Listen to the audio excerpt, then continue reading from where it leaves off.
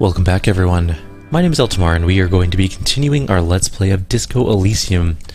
Or we left off last time, we're about to talk to a random child, because that's completely normal for weird people to do. Hello, mister. A young girl, barely 4 or 5 years old, sits on the sofa. She's looking at you with frank curiosity. She clutches a small stuffed animal. Occasionally she twirls it around. Are you Lillian's daughter?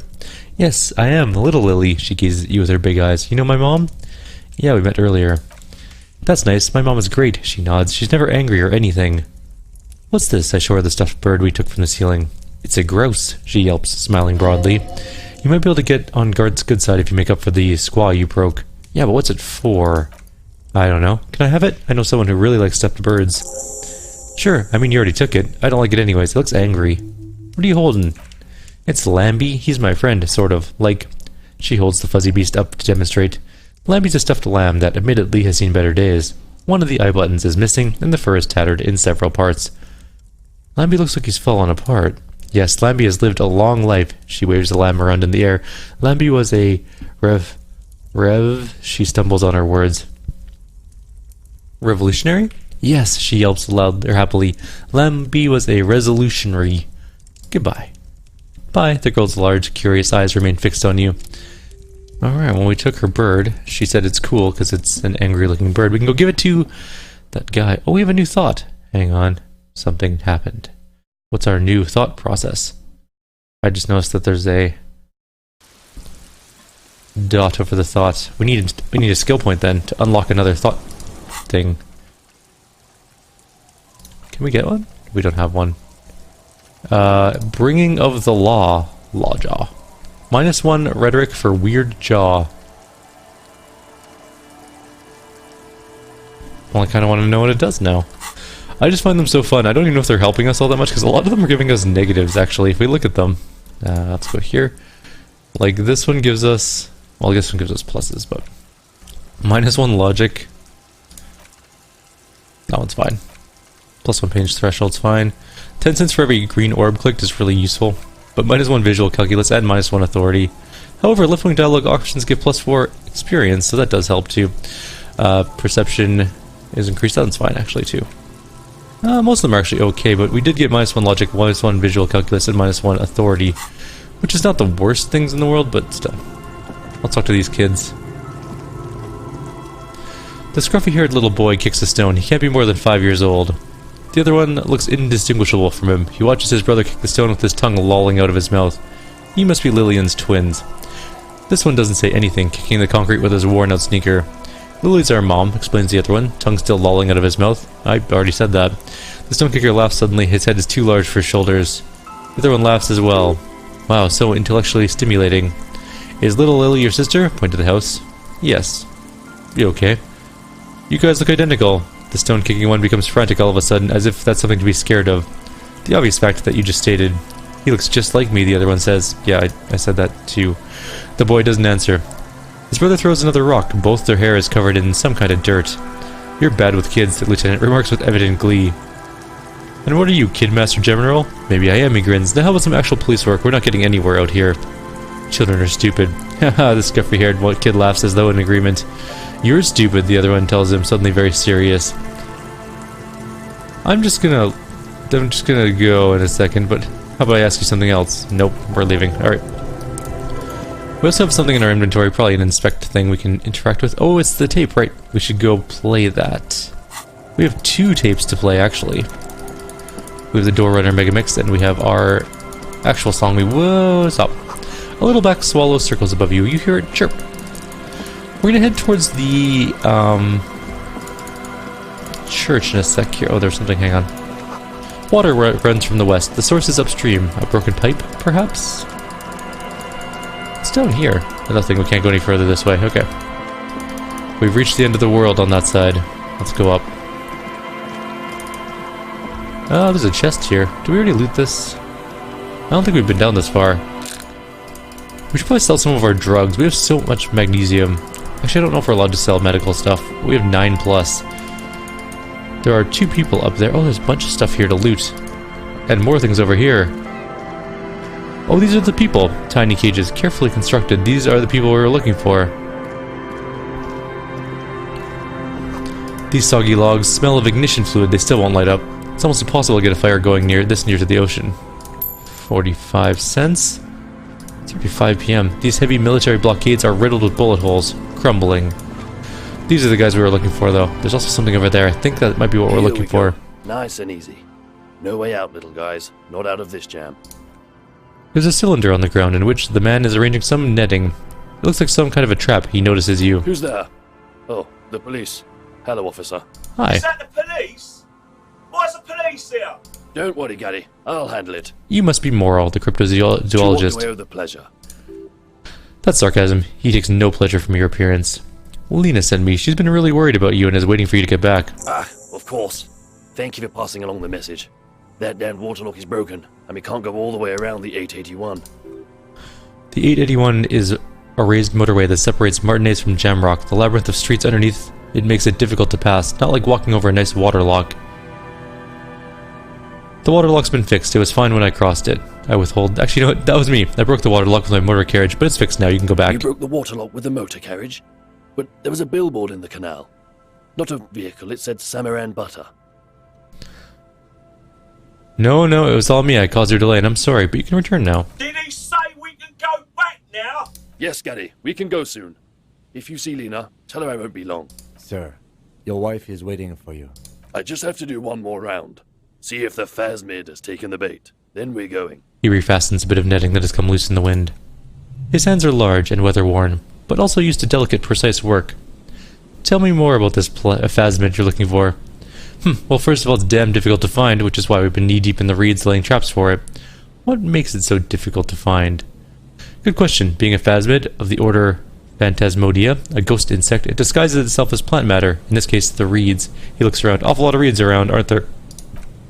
And I suspect it may have also developed other specialized techniques to protect itself from predators, or scientists in our present case.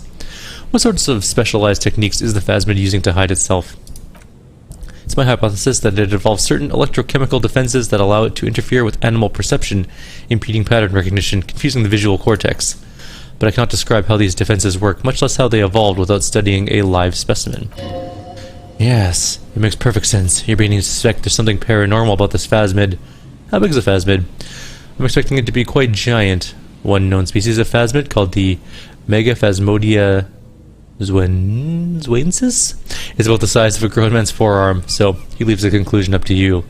Why are you so interested in this stick bug? It doesn't seem to be as colorful as some of the other cryptids I've heard about. He flashes you a sideways smile. Typical rookie assumption. Insects are much more sophisticated creatures than those unversed in zoology give them credit for. Even simply catching a glimpse of the Insulindian phasmid would be the apex of any cryptozoologist's career. But to study it and its defenses, to find out how it stays hidden so long, he shakes his head, would be glory itself. What have you discovered so far? Very little, I'm sorry to say.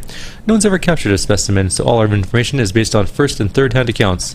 So no one's ever found one. Not yet. He holds up an index finger. That's what makes it a cryptid. The lieutenant interjects, just out of curiosity, if there's no proof of its existence, how do you know it's real? I know it's real, the cryptozoologist says briskly, enough that even he seems taken aback by it. It's clear that his obsession with the phasmid is driven by something more than the pure pursuit of scientific advancement. By which I mean, he says, gathering himself, I've heard enough first-hand accounts to believe quite firmly that the Insulindian phasmid is more than mere superstition. Lena says there had been a sighting of it here in Martinez. Yes, the most recent sighting was by a couple of teenagers along the coast here. That's what brought us to Martinez specifically. It's the first credible sighting in several decades. Admittedly, it's an unusual location for this species, but with all the sewage runoff upstream, it probably doesn't matter much anymore. Maybe it died out.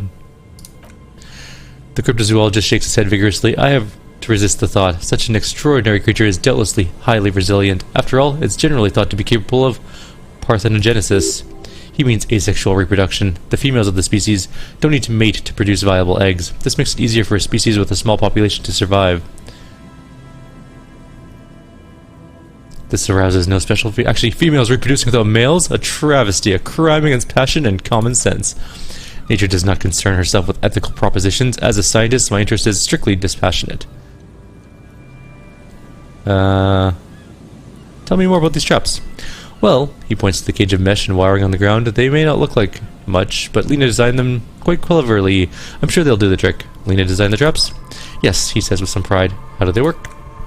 Simple. Attracted by the locusts, the phasmid crawls down the funnel, and having eaten its fill, can't get back out. At least that's the intention. The net isn't a perfect solution, but we didn't want to use anything that might damage the specimen's delicate exoskeleton. What are you using as bait? Locusts, he gestures towards the trap. Nearly all known phasmids are herbivores, of course, but we've hypothesized that the Insulindian phasmid might occasionally prey on other insects. Inside the traps, a number of locusts crawl and tumble over one another in a delicate chittering swarm. What will you do if these don't work? They'll work, I assure you. The predatory hypothesis using locusts as bait accounts for the failure of previous efforts by other teams, which used plants. We've given this some thought. The traps do seem to be deftly and thoughtfully constructed. It's clear the cryptozoologist's wife knows what she's doing. I have other questions. Lena seems pretty eager for you to return, and I'm eager to return to her, I assure you, but I can't leave before we finish the traps. He looks south where Lena would be. My wife understands that just as well as anyone. Come on, Moral. We've been soaking out here for days. It's time to go back. And leave the traps? Absolutely not, he yells in response. I won't let Lena down. Come on, she wants us to get back. I'm soaked up to my nuts over here. We'll both catch reed crabs if we don't dry out soon. Come on, you're doing this for yourself, not her. I'm doing this for science, and so is she. I didn't know the phasmid was so important to Lena. Of course it's important to her. She's seen it. A verified sighting on record. Only 1 of 4 of the century, and it's hers. She's seen it? Really? She sighted the phasmid? She didn't tell me that. Yes, that's how we first came to know one another. In fact, that's her story to tell, not mine.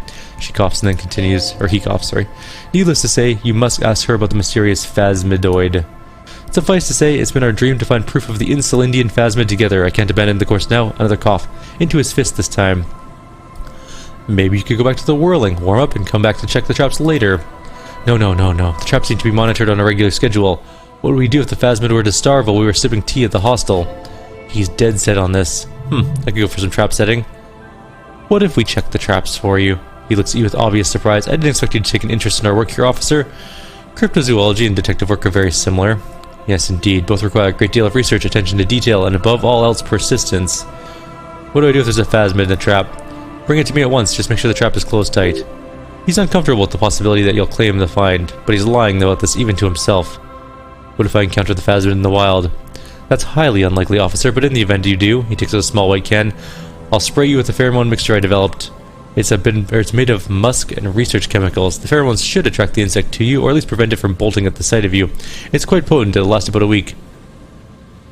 Lay it on me. He douses you with the odd-smelling spray and gives you a satisfied nod. The lieutenant wrinkles his nose. I hope you're not buying this. He dispenses it without letting you touch the canister. So it would be precious, like holy water. It is precious. A single dose cost me 50... What? 50 real to develop. Not that I expect you to understand. Self-financing one's own research. He looks at the lieutenant with disdain, then puts the spray back in his pocket. Where are the traps? There are 4 in total. One to the south on this little peninsula. By the boathouses there, he points to the south. It's very near. Another we set in Land's End on the northeast. It's behind a small sand dune out there on your way to the old radio tower after the church. The third is near the canal where you crossed by a concrete slab. A big thicket of reeds going up the slope, and among them, he gestures to the trap in front of them. You check at least one of those before returning to this one, since I just said it. This one's more of a technicality, but still, better safe than stupid and sorry.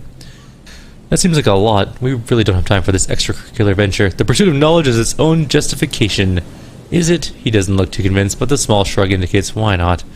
I'm ready, let's get to it. Right, which means you two can pack up and head back to the whirling. Finally, someone's talking sense. Thank you for your help. Gary and I will start breaking down camp. If you have any more questions, now's the time to ask. We'll be gone once you get to it. If it's more cryptid-related business you want to discuss, you'll have time for that later too. But what if the information is vital? On the hunt. What about his eager to leave friend Gary there? Talk to him too, perhaps. I'll get going, but I will talk to Gary. Hello, I'm Gary. Very generous of you to help us out, officer. Yellow man. I mean, officer. Oh, that's racist. He turns towards Kim. The lieutenant raises his eyebrows slightly and takes out his notebook. Yellow man, that sounds awfully familiar. Something to keep in mind for later. I'm just waiting for my friend Morel to finish up with his insect traps, so we can return to civilization. Not a lover of the great outdoors? I like nature, just not this bloody coast. It's mostly drunks and degenerates that come here. Degenerates? This man respects authority too much to see the truth inscribed upon thine own image. Pretend thou art a paragon of virtue.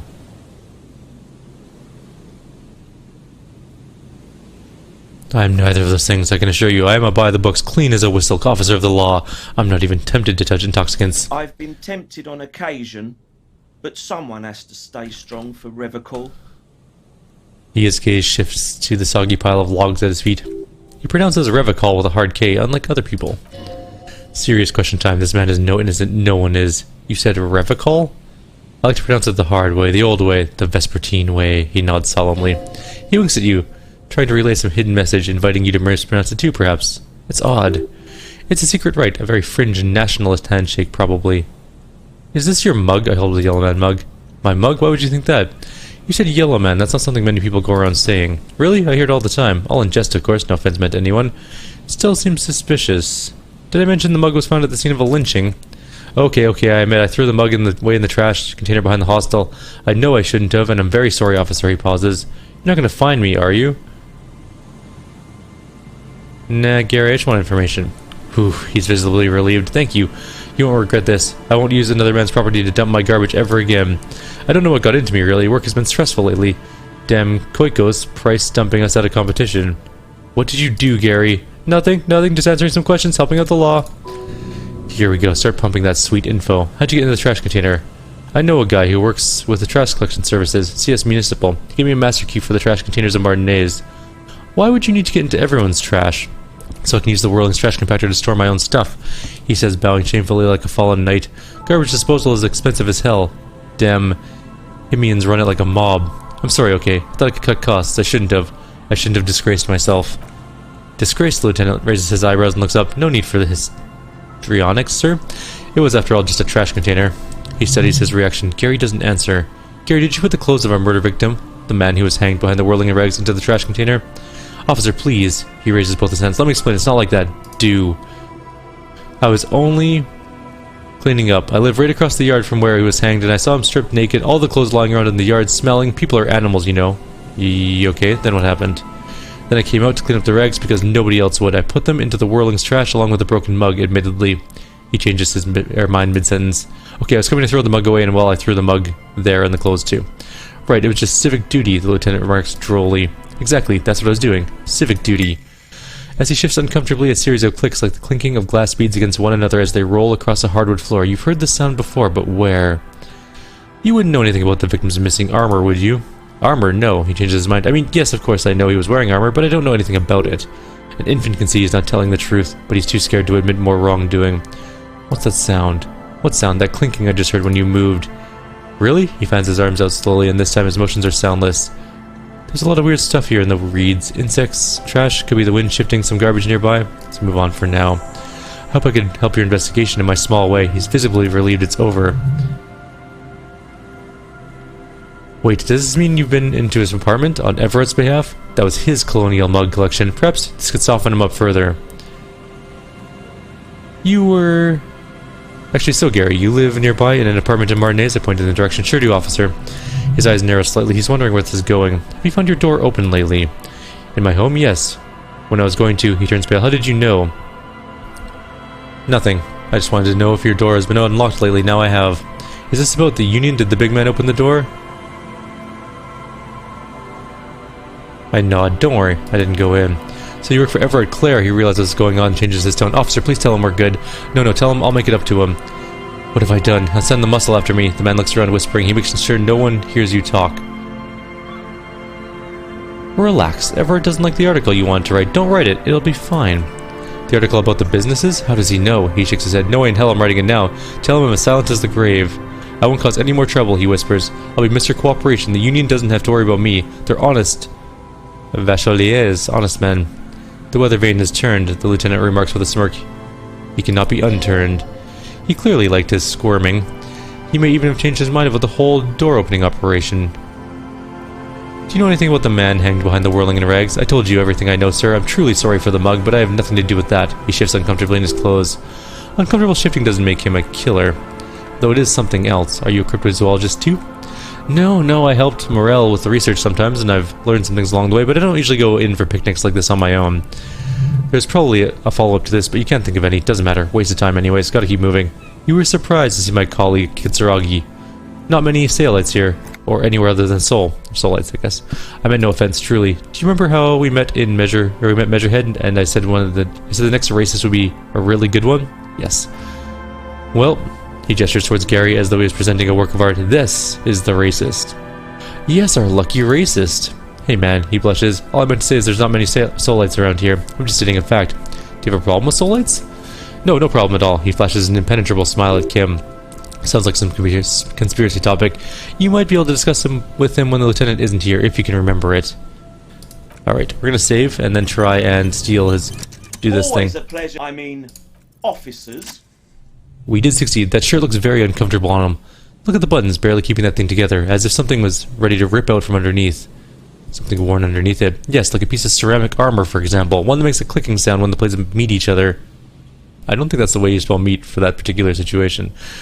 When the plates are meeting each other, like a steak.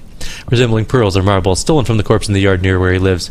I see you're a connoisseur of high-quality combat gear. He freezes, then sighs heavily. I knew you'd figure it out, officer. I'm sorry I didn't tell you at once. I was... In buttons the shirt. You see a gleaming white ceramic shine underneath. A thin layer of interlocking plates covers his gaunt torso. I was ashamed of what I did, and I didn't want you to know.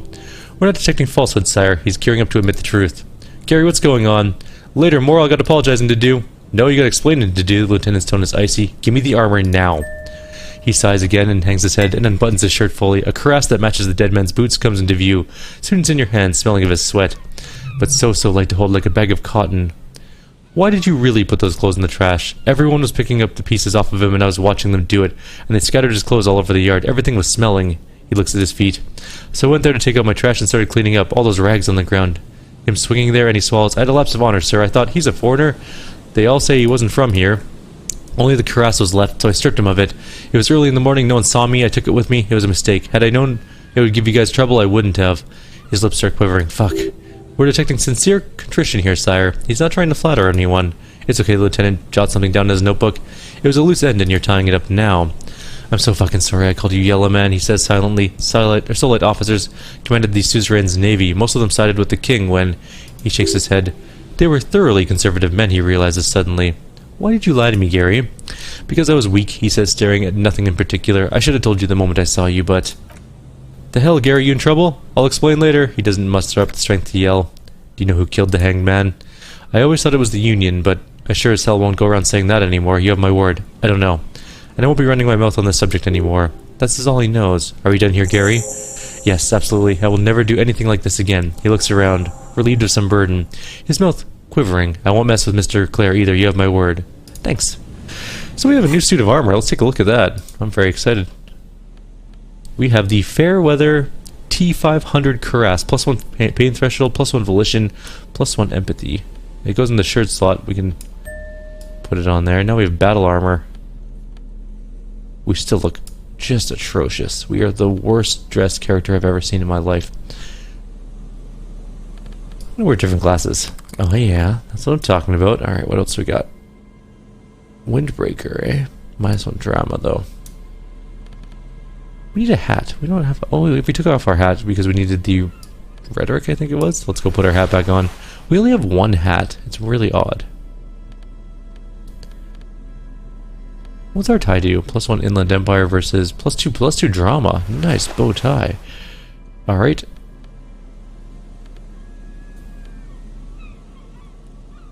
We can have one half light.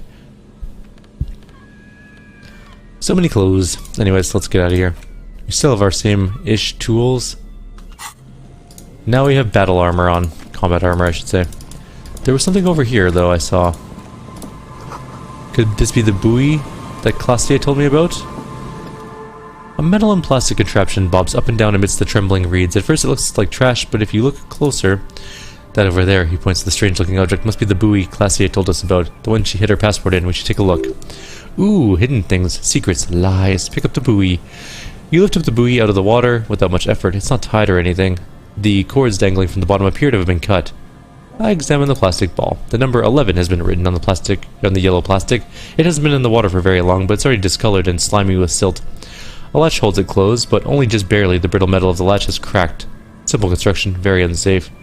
I shake the buoy. There's something in there, splashing around. Sniff the buoy. It smells like you would expect it to smell. Concentrated version of the coast. Salt, industrial slop, and decay. Let's open it. A shot glass worth of seawater pours out, some algae, and nothing else. Well, damn. No documents. Who do you think took them? I have no idea. The lieutenant taps his foot, frowning. This is a minor quirk. We know what was in the buoy. anyway. He purses his lips, or think we do. This is a small loose end, either way. Not important, I hope. Maybe Claudia took them herself. That may very well be the case. We should keep an eye on her, he sighs. Nothing more for us to do here. Let's go. You could ask the miss what she thinks later if you have the time, though you'll doubt she'll tell you much at this point. We're lucky it's still here. A little longer and it would have floated away. The lieutenant flashes a mirthless half-smile. We still got here too late. There's nothing more of use here anyways. There's nothing inside of it. Disappointing. But we did get a skill point, and we're going to unlock this. Confirm. Now we're going to put Bringer of the Law in. Another -1 to our skills. It's fine. Ooh, more treasure. 45 or 0.45 more rail. No boat in the boathouse today. The section of the coast hasn't been used in decades. There's also something here. It has a Hypnogamma, I don't know what that is exactly, and some superstar glasses, which is +1 savoir faire and -1 visual calculus.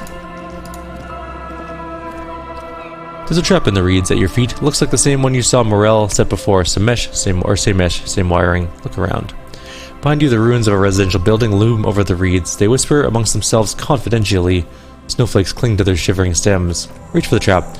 Locusts are crawling around in the trap, confused but uneaten. You see no carnivorous reed phasmid gorging on them. Big surprise, the lieutenant grins mirthlessly. Anyways, 1 down, 3 to go. No need to grin, I'm not expecting to find anything. Just helping some citizens and getting some fresh air. I meant no offense, just the lieutenant doesn't know how to finish the sentence. He looks at you, putting the trap back on the ground. To be fair, it is kind of unlikely there's going to be anything. The boathouse is shoddily constructed. A strong breeze might blow it over. More money? How do we get over to this side? I thought I saw something over here. Then again, maybe I did not. Nope. Okay, we can't get over to that side. Excuse me. There's definitely a giant door, like a blast door, that's been bullet-holed. Ancient paint is peeling off the roof of the shaded bench, covered in rust. A scattering of bullet holes is spread across the cracked wall, reaching from one corner to the other. We could look him. Even more bullet holes. Something's definitely gone down here. Correct. The lieutenant examines the wall closely. The density of the bullet holes is unusual, even in general. Average bullet hole frequency in Martinet sense. Grim affairs. Meaning that this is a lot of bullet holes. He brushes the wall with his hand. Looks like fully automatic rifle fire, something you don't see these days. Why not? The manufacturing and sale of automatic rifles was curtailed after the revolution. The destructive power of such tools proved to be too much. We do need to retain some humanity in this world. We can try and do this visual calculus. We have a bunch of clothes that will help us out with that. Let's take a look. Now, what are we using that's lowering visual calculus to start with? I don't think we're wearing anything that lowers our visual calculus. Alright, let's see what we have that increases visual calculus. If anything. That's a hat? Ridiculous. That's -1 visual calculus. +1 visual calculus. Okay. Put a jacket on. +1 visual calculus. Okay. Let's try this out. 42% is a little bit better.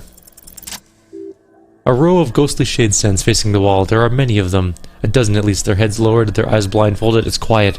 No sound, no movement. 10 meters away, other shades are lined up in an orderly manner. Automatic rifles primed. A gust of wind blows by. The coats of the firing squad flap slowly in the breeze. A single person stands on the side. The snowflakes fall on the wooden planks and the surrounding sand dunes, covering the land with a white innocence. Long time has passed since the moment of this fusilating? Rain and Brian have washed all the blood away. Not a trace remains. What is this? The abundance of bullet holes leads to 2 options. Either an inordinate amount of executions were performed here, or they did not use a concise round. Or conscience round, where only one soldier has a loaded rifle. Looks like there's a mass execution, with everyone fully armed. Look at the people against the wall. A host of men in probably everyday clothes, ragged from the conflict and covered in dust. They were not sitting, a common practice for executions in some nations, as demonstrated by the height level of the bullet holes. They stand facing the wall. It's impossible to discern any details about their personality or background. Ordinary people, familiar, each and every one of them. Who were they? Comrades, the forsaken, the wretched, who tried to rise against the horrors of the world. I look at the line of soldiers, 7 men in combat uniforms and dark coats holding automatic rifles aimed at the people. Soldiers from some side, but which one? I look at the person standing on the side, the commandant, the one who gives the order, machine gun fire crackling through the air, the lights of the muzzles flashes dancing on his face. Kim, who was in this execution? That first lieutenant doesn't say a word, he just stares at the wall. I don't know, he says finally. I don't know who died here, lined up beside that horrible wall. Could have been any of the parties involved in the revolution. Perhaps the ones executed here were the loyal conservatives killed by the communists at the start of the Civil War, or it could have been the communists put to death during the last stretch of the conflict by the coalition forces. It could have even been the employees of the Feld R&D Center down the coast, as their building was taken over by the revolutionaries. Or maybe... You mentioned coalition forces. Could it have been them against the wall? Yeah. It's very unlikely the coalition forces were the last ones, or the ones who died here. They were always the last ones against the wall. To be honest, if the coalition member was anyone in this situation, it was the commandant, the superior giving the orders. A cold sea wind blows away the figures. Excuse me. Still a little bit sick, tiny bit, but that's okay. The sign says, Entree in der Zeit. I don't know what that means. I don't speak French. An old ticket booth, no longer in operation. People paid money to park here? Nobody would pay now.